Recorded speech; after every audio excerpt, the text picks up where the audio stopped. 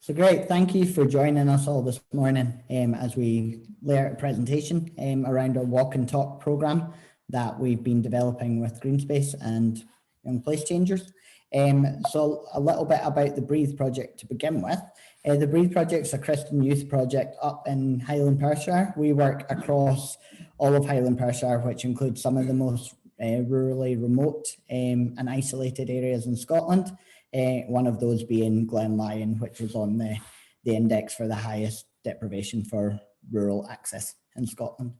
We are lucky to live in this area. There's so much outdoors and so much to do up here, but that doesn't negate a lot of the problems young people face up here. So we work directly in partnership with the schools, both in Bredalbin Academy and Pitlochry High School, doing one-to-one support employability courses, and alongside drop-ins and youth activities and provisions throughout Highland Perthshire. It's been running for 14 years, the Breathe project. It was founded by young people 14 years ago, which I was one of those young people, and now I'm working for the project 14 years later. We have always been young people led, and that is no different to the presentation I'm about to give you today either. So if there's ever any questions or anything you want to know more about the project, we're happy to give that as well at the end. So the walk and talk was started by young people coming out of lockdown. One thing young people wanted to do was to be around people, but with restrictions and how it was looking, it was never going to be possible. So young people came up with this idea of a walk and talk. Wasn't a new idea.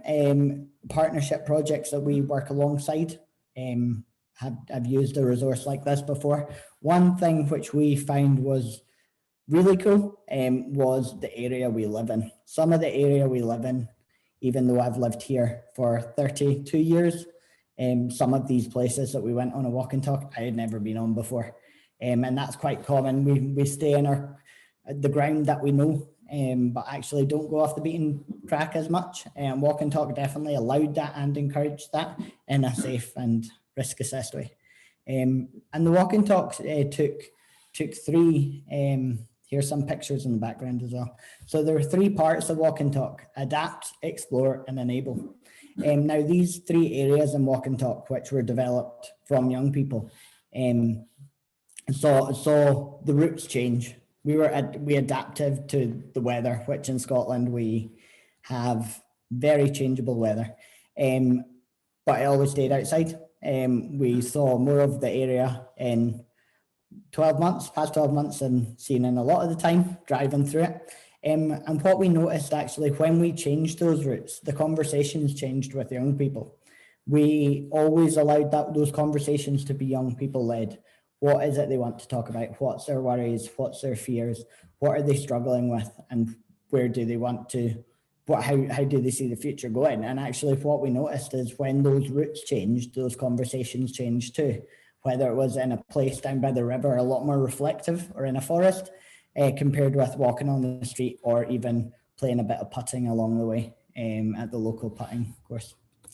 It allowed us to explore new areas, which up here there's plenty of. We saw walk and talks take place not just in Aberfeldy, but in Weem, Dull, up in Kinlochrannoch, and out in Pitlochry as well. So this resource was rolled out across Highland Perthshire and was used in a successful way. It also allowed young people to bring questions or deeper life questions to explore on these walks around mental health, alongside deeper faith questions, alongside general what are they doing with their life questions. So actually these deeper questions allowed for that exploration as we walked, and as we explored these new areas, we got to explore life's questions too. So it also enabled young people to take ownership of it. We found the young people wanting to lead these questions from the very start. This was part of their resource that they were developing. So young people would write the questions and lead that walk. They would plan out the routes with the youth work team, and it would allow them to go alongside, to be supported in that, and enable them to take ownership of it.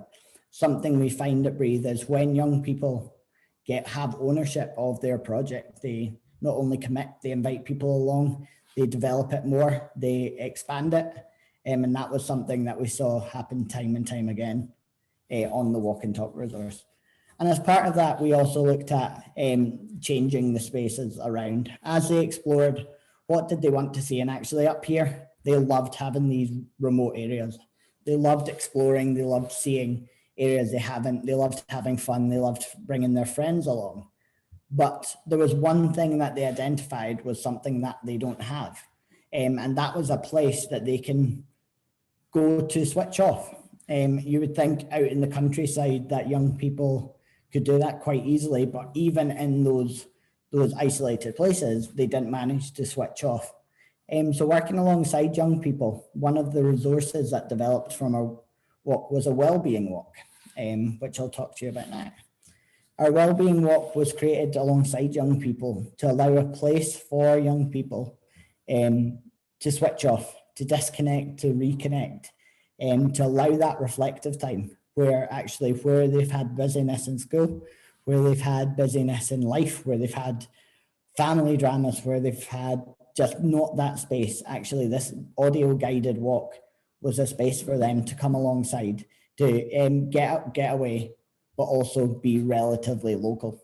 And so the place that was identified for this walk, we'll show you in a video in a minute, but it was right in the centre of town, in an area which we're lucky to have in Aberfeldy, but an area that actually allowed for them to create this wellbeing walk.